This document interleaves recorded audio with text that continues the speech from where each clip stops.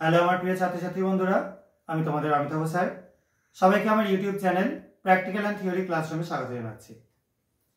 তোমরা সবাই গ্লুকোজ খেয়েছো, দ্রবণ করে হোক বা এমনি শুধুই খেয়েছো, হয়তো ছোটবেলায় বা বড়বেলাতেও। তো এই গ্লুকোজ যেটা আমরা খাদ্য হিসেবে গ্রহণ করি, মেনলি খাদ্য হিসেবে বলা ভুল, এটা একটা পানীয় তরল খাদ্য হিসেবে গ্রহণ করি। তো সেই গ্লুকোজের ফর্মুলা C6H12O6। আর আমরা যে গ্লুকোজ নিয়ে কাজ করি এটা মেনলি ডি গ্লুকোজ, যেটা আমরা বিভিন্ন পানীয়তে ব্যবহার করি বা গ্রহণ করি। এই ডি গ্লুকোজকে শনাক্ত করবার জন্য একটা পরীক্ষা হচ্ছে ফেলিং টেস্ট। তো আমরা গ্লুকোজের সলিউশন নিয়ে সেই ফেলিং রিয়েজেন্ট তৈরি করে তার মধ্যে দেবো এবং দেখব উত্তপ্ত করবার পর কি পরিবর্তন ঘটে। এটা কিন্তু বায়োকেমিক্যাল টেস্টের খুব গুরুত্বপূর্ণ একটা পরীক্ষা। যেসব গ্রুপে সিএইচও, যেসব অর্গানিক কম্পাউন্ডে সিএইচও গ্রুপটা আছে, অর্থাৎ অ্যালডিহাইড গ্রুপটা আছে, তাদের আইডেন্টিফিকেশন করবার জন্য এই পরীক্ষাটা করা হয়।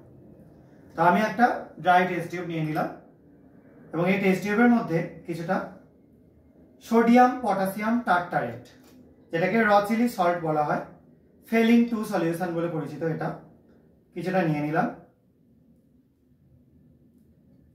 আর এর মধ্যেই যোগ করে দেবো সম পরিমাণ copper sulphate solution, acidified copper sulphate solution.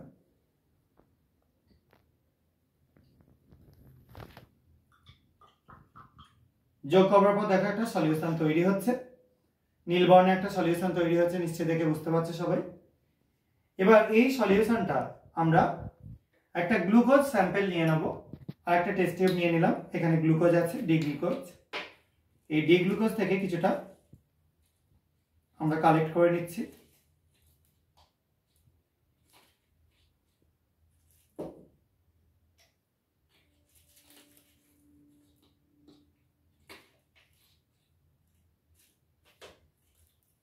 এটা ডেলা আকৃতি হয়ে গেছে বলে একটু কালেকশনে অসুবিধা হচ্ছে, তো আমি একটু হাতে ঢেলে নিচ্ছি অল্প পরিমাণ।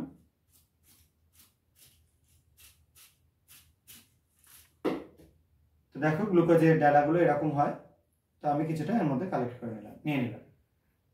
এবার এই যে ফেলিং সলিউশন আমরা গ্লুকোজের সলিউশনের মধ্যে যোগ করব। গ্লুকোজের সলিউশনটা করে নেব আমরা জল দিয়ে। এটা ডিস্টিল ওয়াটারও করতে পারো, ট্যাপ ওয়াটারও করতে পারো, কোনো অসুবিধা নেই। তার মধ্যে আমরা এই যে ফেলিং সলিউশন তৈরি করলাম সেটা কিছুটা যোগ করব। দেখো যোগ করছি, কিন্তু কোনো বর্ণের পরিবর্তন ঘটছে না। নিশ্চয়ই দেখতে পাচ্ছ হালকা নীল বর্ণের হয়ে গেছে, জাস্ট ফেলিং সলিউশনটা দেওয়ার জন্য। এর পরবর্তী স্টেপ কি, এটাকে আমরা এই বার্নার যেটা রয়েছে সেখানে রেখে গরম করব। আমার কাছে বুনসেন বার্নার নেই, আমি স্পিরিট ল্যাম্পে গরম করছি। যেখানে ল্যাবরেটরিতে বুনসেন বার্নার আছে সেখানে বুনসেন বার্নারই গরম করবে। টানা হিটিং করবে না, বারবার ঘুরিয়ে ঘুরিয়ে এই হিটটা করবে। এটা কিন্তু একটু সময়বহুল পরীক্ষা এবং পরীক্ষাটা করবার সময় একটু খেয়াল রাখবে যেন কোনো কারণে সলিউশনটা ছিটকে উত্তপ্ত অবস্থায় হাতে না চলে আসে। ওই জন্য স্ট্রং হিট করবে না। আর যদি কারোর ক্ষেত্রে ওয়াটার বাথ থাকে বা জলগাহ থাকে সেটার মধ্যে রেখে করবে, তাহলে আরো পরীক্ষাটা করতে সুবিধা হবে। এবং এটাকে কিন্তু বেশ খানিকক্ষণ হিট করতে হবে, এই পরিবর্তনটা হতে কিন্তু সময় নেবে। এটা ওয়াটার বাথে রেখে করলে খুব ভালো হয়। এবার আমরা এই যে গ্লুকোজ সলিউশনটা ইউজ করছি এর মধ্যে কি গ্রুপ বললাম, সিএইচও গ্রুপটা আছে। এই সিএইচও গ্রুপের জন্য এটা একটা বিশেষ পরিবর্তন ঘটে যাবে। পরিবর্তন কি ঘটবে তোমরা দেখো, আস্তে আস্তে দেখতে পাচ্ছ সলিউশনটা কালার চেঞ্জ হচ্ছে, হালকা ইয়েলো হয়ে যাচ্ছে। আরো দেখো কন্টিনিউ আমরা হিট করতে থাকছি। এবং এই হিটিংটা আবারও বলে দিচ্ছি, যারা কেউ ডাইরেক্ট হিট করবে না, বারবার ঘুরিয়ে ফিরিয়ে হিট করবে যাতে টেস্ট টিউবের সব জায়গায় তাপটা আস্তে আস্তে সমানভাবে ছড়িয়ে যায়। কারণ এক জায়গায় হিট করলে কিন্তু লিকুইডটা ছিটকে বেরিয়ে চলে আসতে পারে।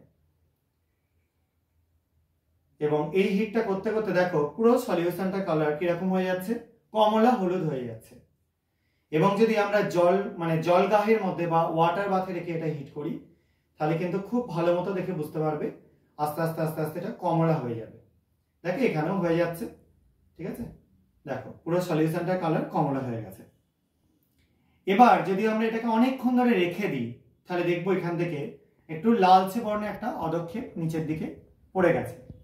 এই যে কমলা বর্ণটা তৈরি হলো যার জন্য, সেই যৌগটা হচ্ছে Cu2O বা কপারের একটা অক্সাইড, যেটার নাম কিউপ্রাস অক্সাইড, যেখানে কপার +1 স্টেটে আছে। এবং এই কালারেশনটা দেখে আমরা বুঝতে পারি যে যে স্যাম্পেলটা নিচ্ছি সেই স্যাম্পেলে CHO বা অ্যালডিহাইড গ্রুপটা আছে কিনা। তোমাদের যখন বায়োকেমিক্যাল টেস্টে অ্যালডিহাইড টেস্ট করতে হবে তখন তোমরা এই পরীক্ষাটার সাহায্য নিতে পারো। তো এই পরীক্ষা থেকে খুব সুন্দরভাবে বুঝতে পারা যায় যে এর মধ্যে অ্যালডিহাইড র্যাডিক্যাল আছে কিনা। তো তোমাদের আজকের টেস্টটা কেমন লাগলো সেটা তোমরা কমেন্ট করে জানিও। যদি তোমাদের এই পরীক্ষাগুলো ভালো লেগে থাকে তাহলে আমার চ্যানেলটাকে সাবস্ক্রাইব করো, ভিডিওটাকে লাইক করো এবং বন্ধুদের মধ্যে শেয়ার করার চেষ্টা করো। যারা সায়েন্স নিয়ে পড়ছে তাদের জন্য কিন্তু এটা খুব ভালো একটা ইম্পর্টেন্ট পরীক্ষার মধ্যে পড়ে। আজকে ভিডিও এটুকুনি। সবাই খুব ভালো থাকবে, সাবধানে থাকবে। বাই।